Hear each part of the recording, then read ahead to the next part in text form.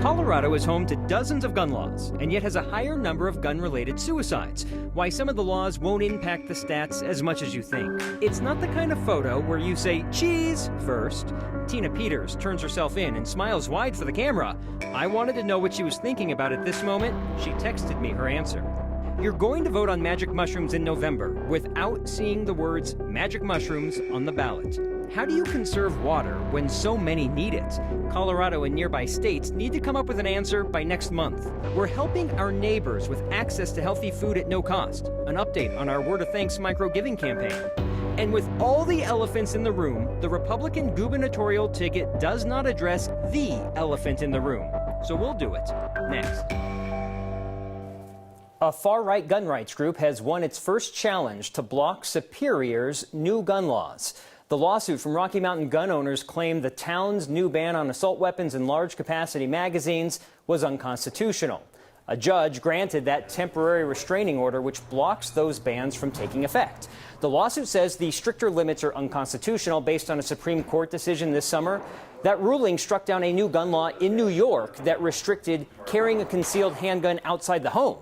Louisville and Boulder also recently passed stricter gun laws. So let's talk about the connection between guns and the number of people who have taken their own lives with them. We take a look at why it's so important to read beyond the headlines, because it's not so simple, and Colorado is an example of that. Here's Anusha Roy. The Kaiser Family Foundation poses an important question. Do states with easier access to guns have more suicide deaths by firearm? Their study shows over half of all suicides involve a gun. 2 times as many suicides involving a gun happen in states with the fewest gun laws. But the study itself said it's not necessarily a direct connection. Colorado is a complicated state with a high suicide rate, forever. Gun regulation is relatively new. Colorado is 7th in the nation for suicide rates, but top 20 with gun rules and regulations. The Kaiser study counting 30, making us an anomaly. The first thing that comes to 2 experts' minds is the state's geography. An intermountain western state. The higher rate of suicide in those rural and frontier communities. Feelings of isolation and disconnectedness. Then culture kept coming up during our conversation. Rugged, individualist kind of culture where people, at least feel like they should be taking care of themselves. Guns have been present as part of people's lives for generations. So any recent gun legislation over the course of the past decade doesn't really impact the availability of guns in communities that have had guns in families for generations. All reasons Colorado doesn't fit the trend. In fact, Dr. Allen is playing down the correlation even more. I think where we may begin to see a correlation is around extreme risk protection orders. But where it does become a risk factor is how lethal it can be. One piece of the conversation. So why the suicide rate here has historically and is still so high? There's so many factors and layers to it. It has to do with stigma, stopping people from getting help. And then there is that big hurdle. Can you find help in time, which Colorado is working on, but is definitely a work in progress because of all of those different intersecting factors that have to be taken into account. I caught on the guns have existed for generations for some families, so what you see at the state legislature won't trickle down. Right. In the immediacy. Exactly. So, it's got to be broader than that? Yeah, it has to be, right? Because that legislation is for future guns that are bought, not the ones that are already in homes here in Colorado. And so you have to look at it holistically. Dr. Allen said that he's actually specifically focusing on gun safety. How do you talk about that well before a moment of crisis? You see 988 being set up to help with access and making it easier to get help. And a big part of it is just going to be beefing up those resources. I know there was some talk at the legislature. There have been some bills passed, become law, about gun safety, locking them up. But it was more about penalizing someone for not reporting it or if it's stolen. Exactly. But the idea, lock it up, maybe we won't have conversations like this. Exactly. Thanks, Anusha. And a reminder, there is always help available through Colorado Crisis Services. That number is 844-493-8255. Or you can text the word TALK to 38255. And as Anusha said, there's now a new national mental health hotline you can call, which is 988.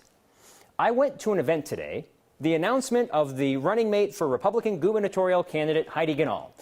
Apparently, that wasn't set in stone yet.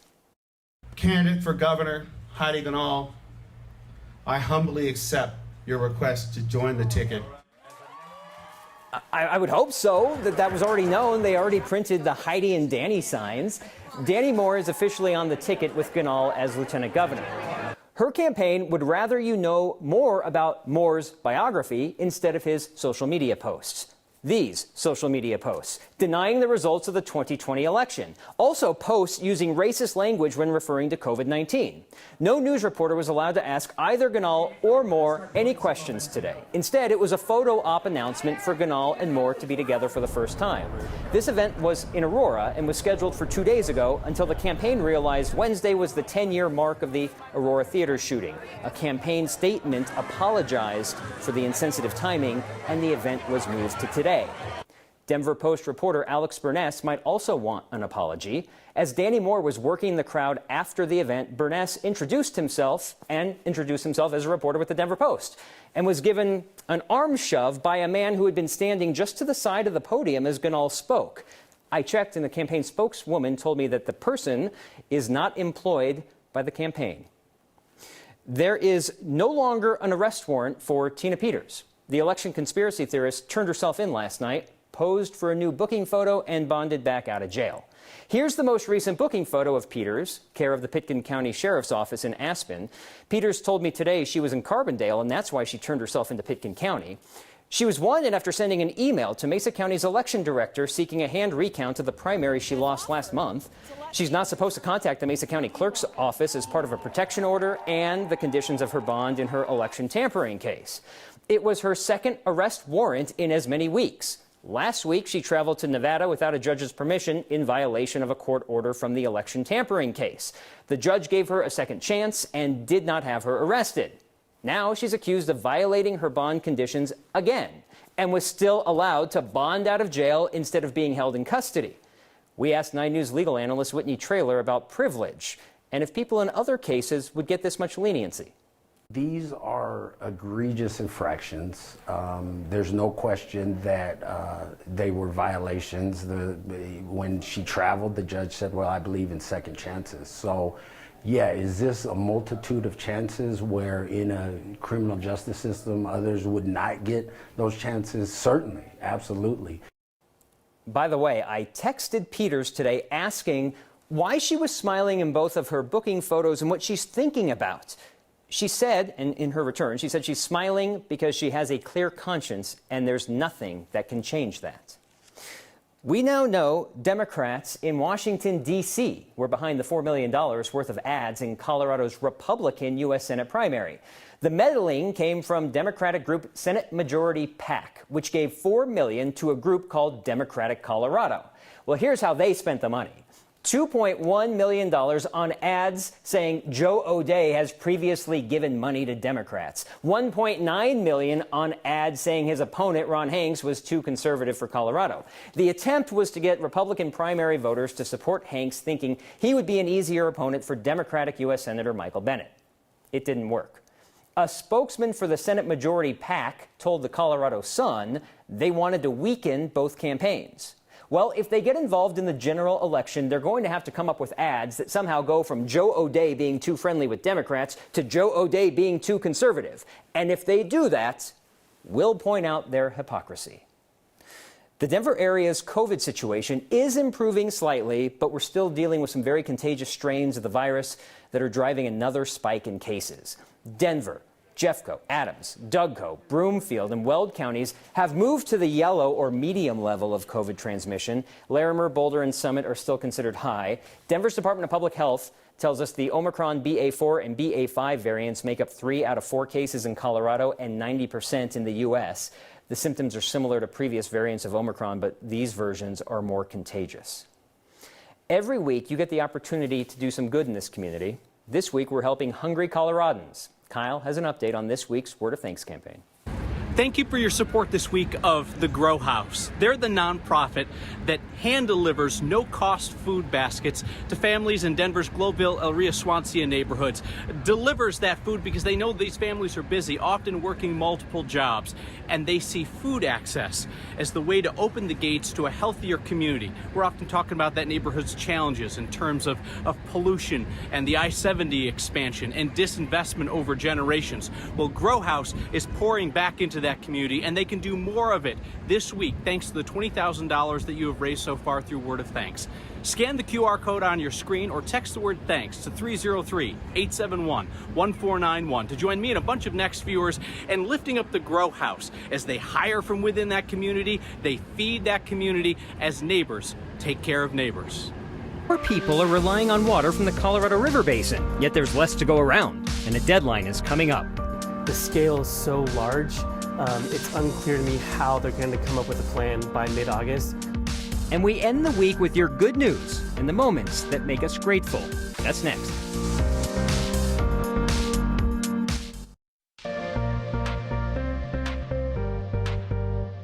Well, a very hot afternoon, and we do still have a heat advisory in effect. We got to 98 degrees in Denver, but several areas across the Front Range and Eastern Plains did make it into those triple digits. We got into the 70s and 80s in the high country. Now, we are going to continue to see this heat advisory in effect at least until 8 o'clock. This does include Denver up north through Fort Collins, northern portions of the Front Range and Eastern Plains, and then out west in Grand Junction, where any of those areas could see those temperatures up to around 102 or so. Right now, we're starting to cool down for the evening, 93 degrees in Denver, most of the Front Range and Eastern Plains in those 90s, still seeing those triple digits further east and west, high country in the 70s and 80s. Now, we are also going to continue to monitor these very spotty, brief storms pushing through. Nothing severe expected, but if you are going to be near a burn scar area, you'll maybe want to watch for some localized flash flooding there as we go through the rest of the weekend as well. But then overnight, everything starts to clear out. By tomorrow, we're watching for more showers, including here in Denver, and we'll see those warmer temperatures push in after a mild evening. Tomorrow, we're expecting those highs near 98 degrees. Another hot day before cool weather moves in next week.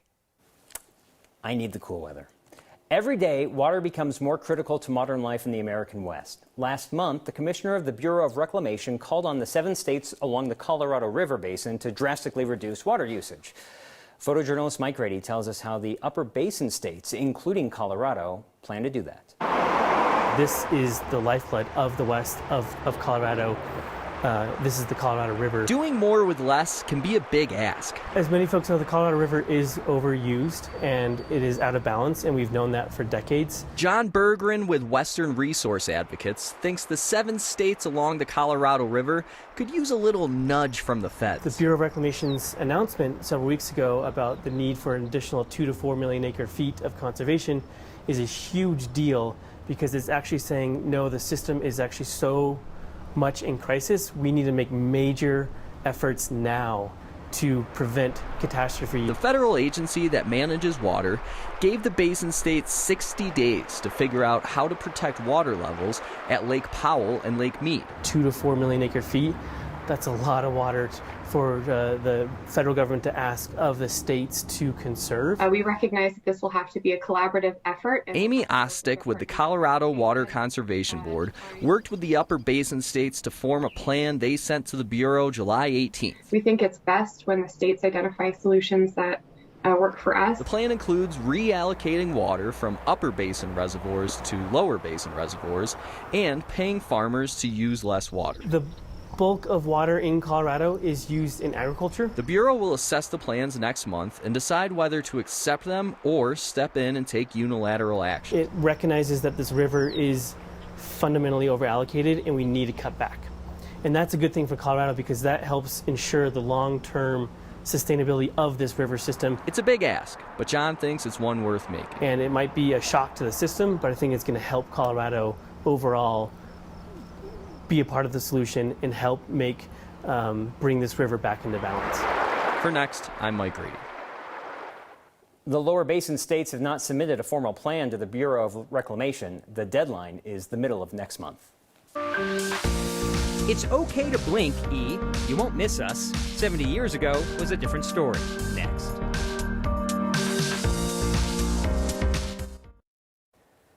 Denver has decriminalized magic mushrooms. Now, all voters in November will decide if the state will legalize psilocybin mushrooms.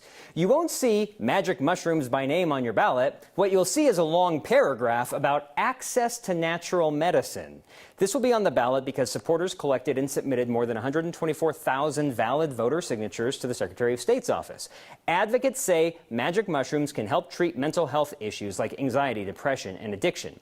In 2019, voters in Denver decriminalized possession of magic mushrooms for people older than 21.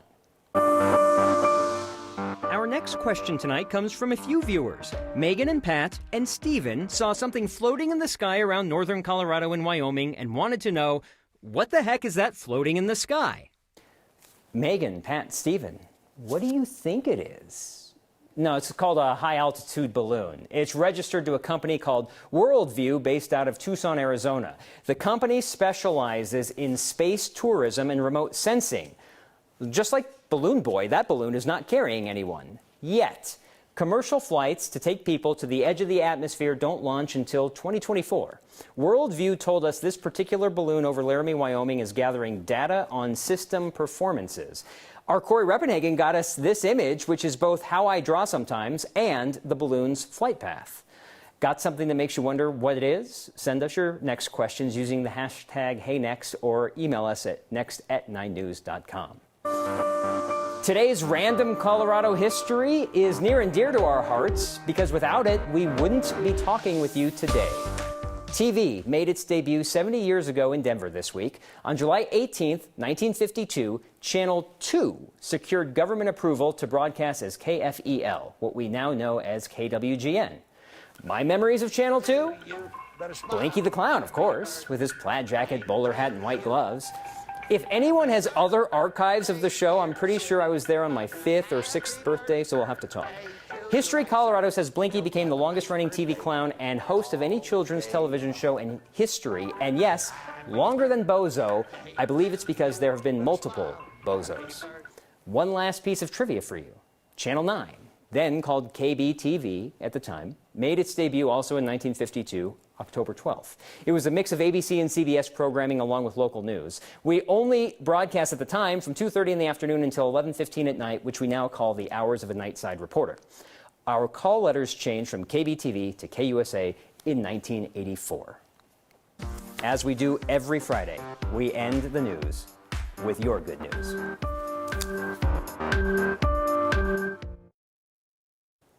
As always, we end the week with your good news. And this week, we turn to Facebook with stories like Brendan Flynn. He said he's back to work after 2 heart surgeries in the last 2 months. Welcome back, Brendan. Mike Walters shared a picture of his very happy son. His son caught his first rainbow trout fly fishing. Congrats to Mike and to his son. Christine Schock's good news for the week, a little extra money in her pocket. She said she made the last tuition payment to the Colorado School of Mines because her daughter is graduating in December. And a big congrats to Beverly and Jeff Rudd, or Rudd, Beverly Jeff Rudd, Beverly Jeff Rudd, for celebrating more than 4 decades of marriage. They're married 44 years ago in Hillside, Illinois, just outside of Chicago. A big congrats to them, and as always, thanks for sharing your good news. Feedback tonight on Blinky the Clown. Russell Scott. Always love little tidbits like this. He was a master mason, and I think this is known, I guess I didn't know, he was a piper in the El Jabel Bagpipe Band. My memories of Blinky were being on his show for a birthday that I won an old VHS tape, so if you have something from the mid-'80s in May, Marshall at 9news.com. We'll see you next week.